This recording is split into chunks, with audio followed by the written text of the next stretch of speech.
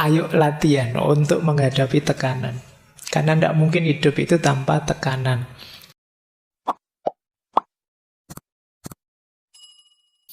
Assalamualaikum warahmatullahi wabarakatuh. Ini hidup sehat, sehat ruhani.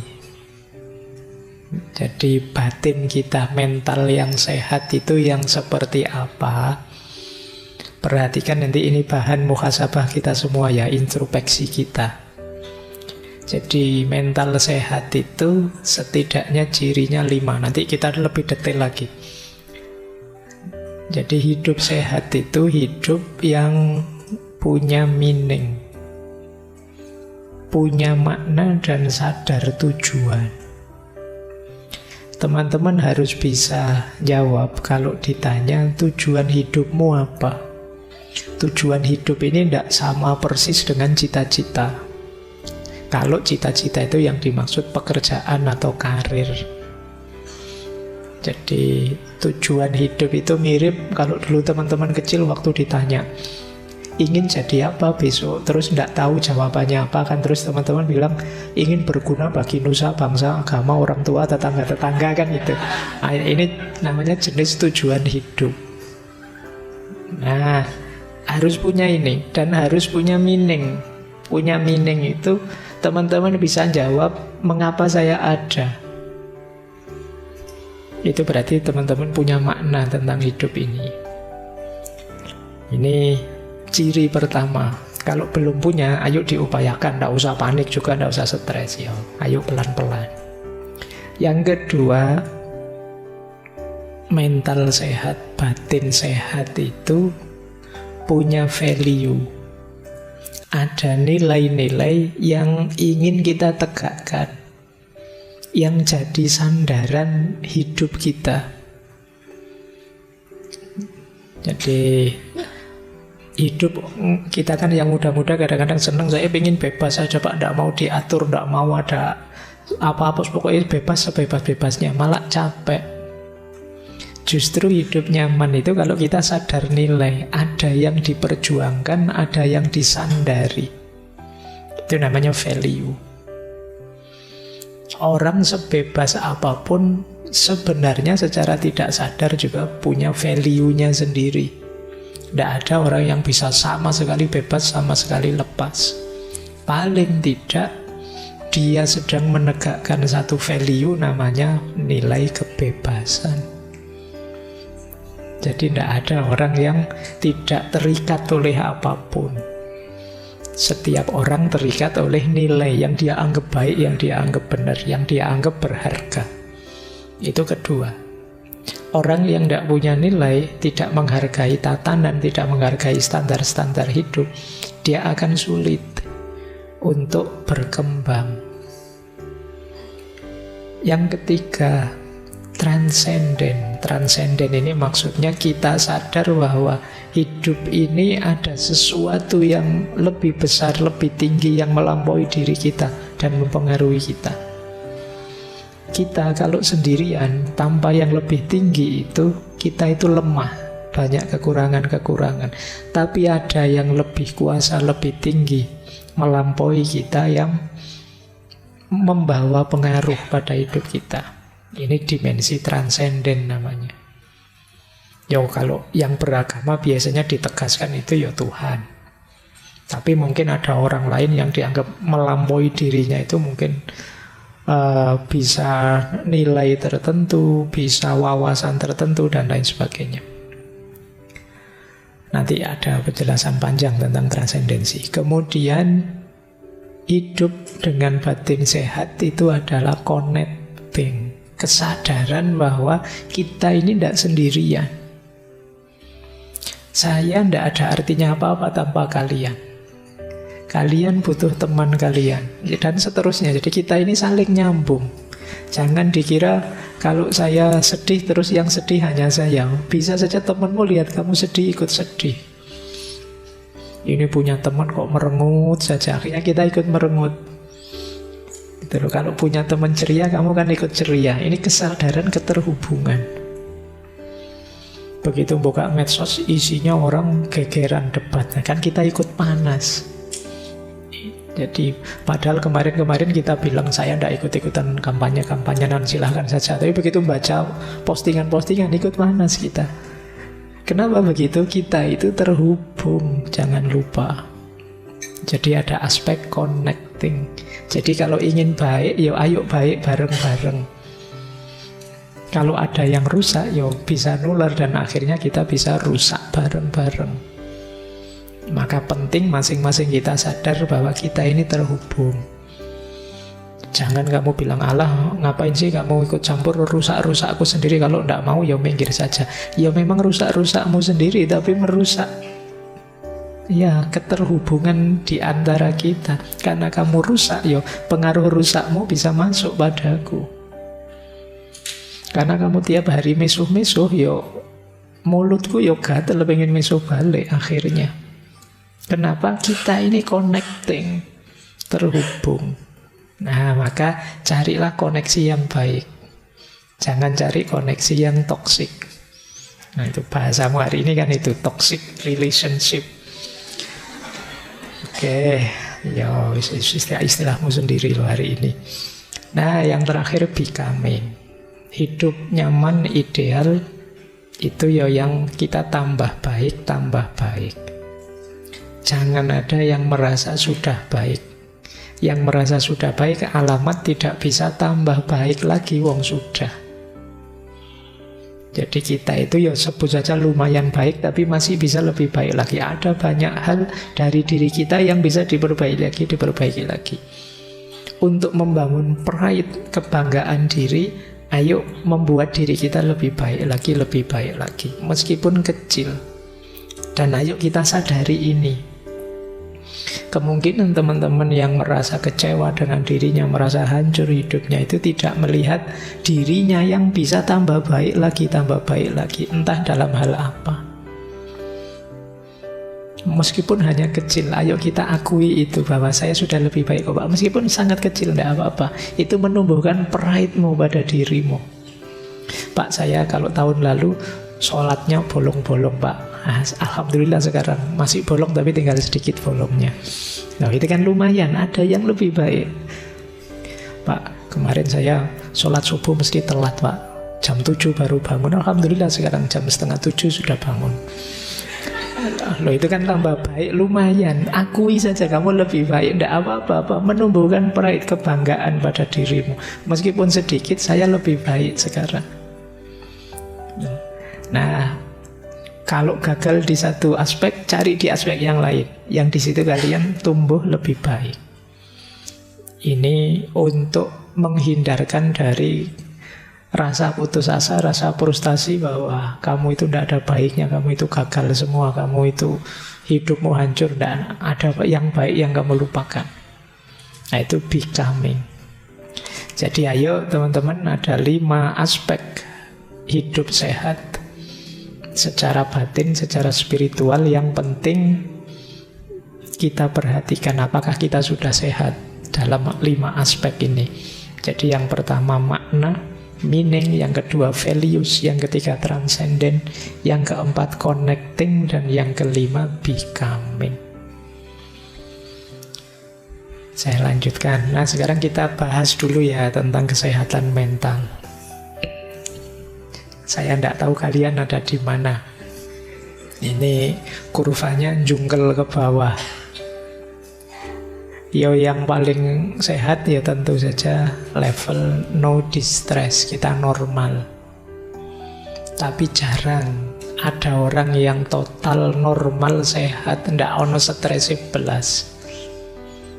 Agak sulit. Setiap orang punya masalahnya sendiri.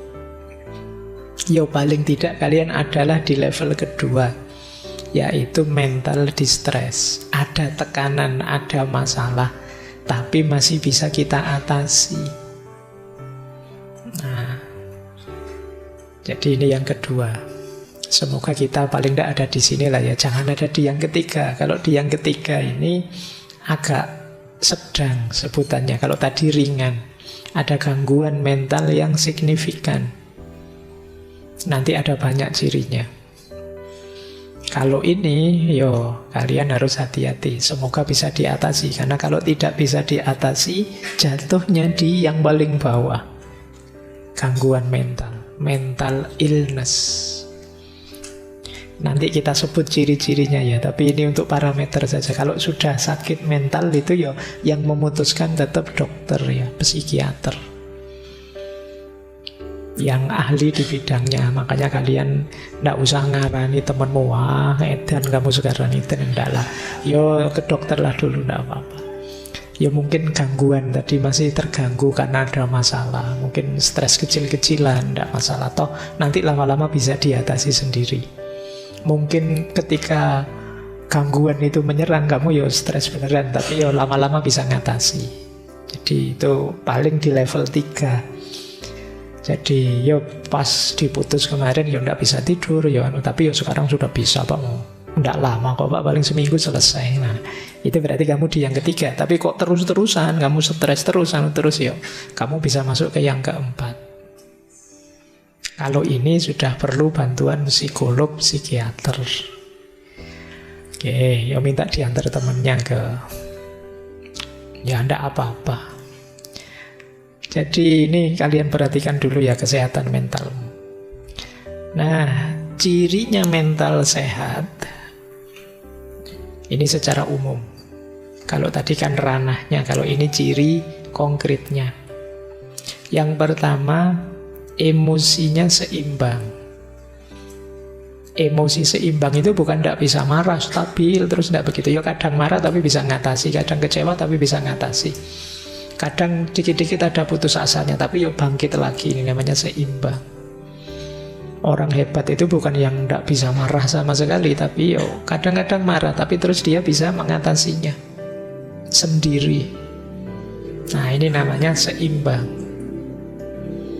Silahkan kalian cek dirimu ya, bisa ngatasi tidak kalau sedang kena gangguan emosi. Mungkin marah, mungkin kecewa, mungkin jengkel. Nah, kamu bisa ngatasi sendiri. Kalau bisa ngatasi sendiri, kamu imbang. Terus yang kedua, tahan terhadap stres. Tadi saya bilang tidak ada orang yang tidak bermasalah. Semua orang punya masalahnya sendiri. Bedanya ada orang yang kuat, ada orang yang tidak kuat. Ada yang masalahnya kecil saja rasanya besar. Ada yang ini masalah besar loh, tapi rasanya kecil. Mahasiswa itu ada yang cuma satu mata kuliah dapat C. Oh itu stresnya luar biasa. Yang satu sudah terancam DO, nilainya E semua, santai. Loh, itu kan hebat daya tahannya terhadap stres itu. Masih bisa ketawa-ketawa, ngerokok, ngopi, dia masih santai. Padahal temennya itu jungkir balik hanya dapat nilai C. Nah ini urusan daya tahan kamu hebat. Atau jangan-jangan sudah level sakit tadi. Jadi ini daya tahan ya. Ayo latihan untuk menghadapi tekanan. Karena tidak mungkin hidup itu tanpa tekanan. Jangan mau selalu dituduh generasi Z itu dalamnya rapuh seperti stroberi. Ndaklah, kalian kuat kok. Bisa dilatih sejak sekarang. Nah yang ketiga, mental sehat itu pergaulannya juga sehat. Hubungan sosialnya sehat. Bisa berteman. Jadi enak kalau diajak bergaul, itu berarti sehat. Karena ada orang itu yang sosialnya kacau. Tiap kali punya teman masalah, terus jengkeli orang, nyusahi orang, ngerepoti orang. Hubungan sosialnya tidak bagus. Nah kalau kalian banyak sekali teman, banyak yang respect dengan kalian, itu kemungkinan hubungan sosialmu bagus. Nah itu ciri-ciri mental sehat. Kemudian yang keempat, percaya diri. PD, mau apa-apa siap. Nah itu percaya diri. Kamu yakin bahwa kamu bisa. Kalau gagal ya bangkit lagi. Mungkin tadi ada yang keliru, ada yang kurang, ada yang salah. Biasa dalam hidup. Siap bangkit lagi. Aslinya saya bisa kok Pak. Kok gagal terus? Ya berarti yang tadi tidak asli Pak. Nanti kalau sukses itu aslinya. Nah gitu loh, biar kamu percaya diri.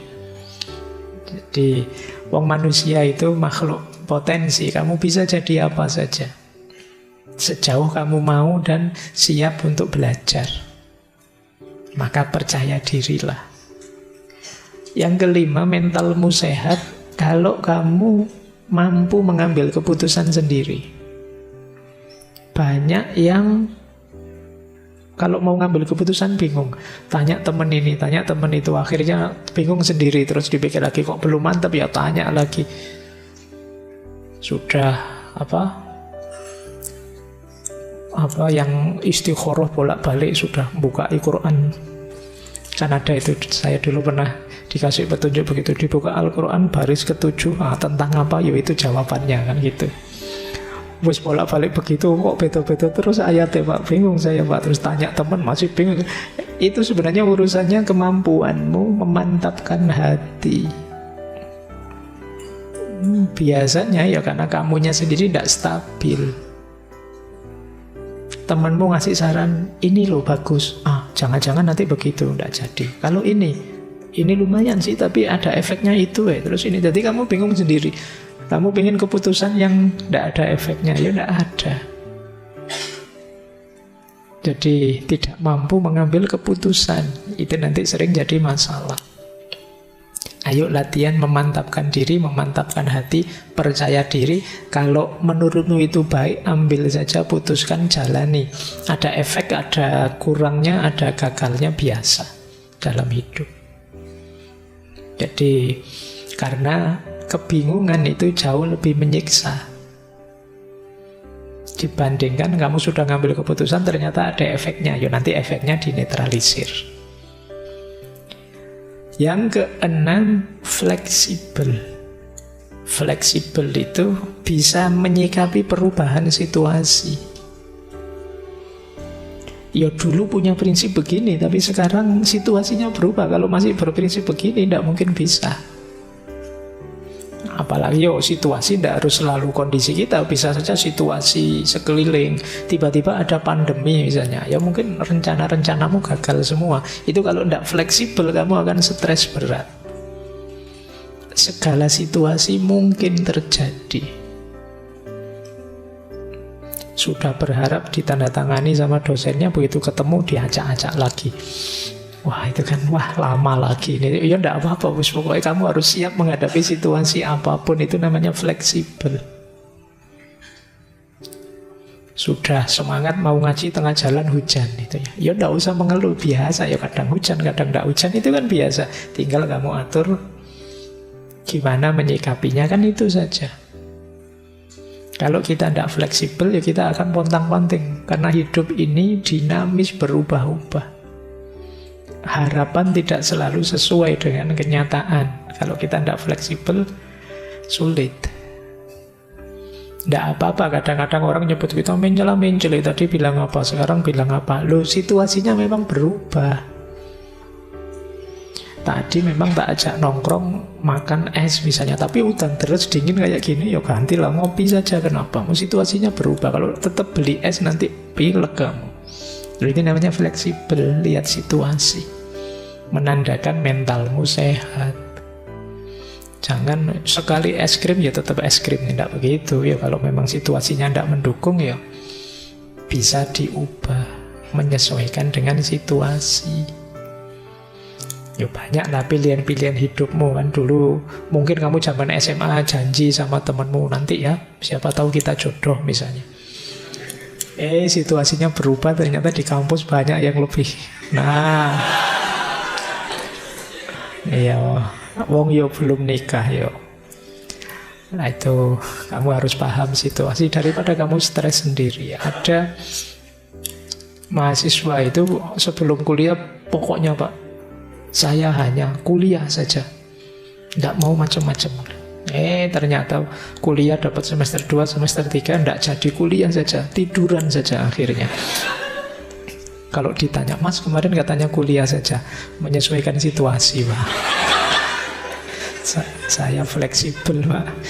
Kampus sudah ada menarik-menariknya Pak, sudah tidur aja. Oke, ya asal engkau bahagia silahkan saja.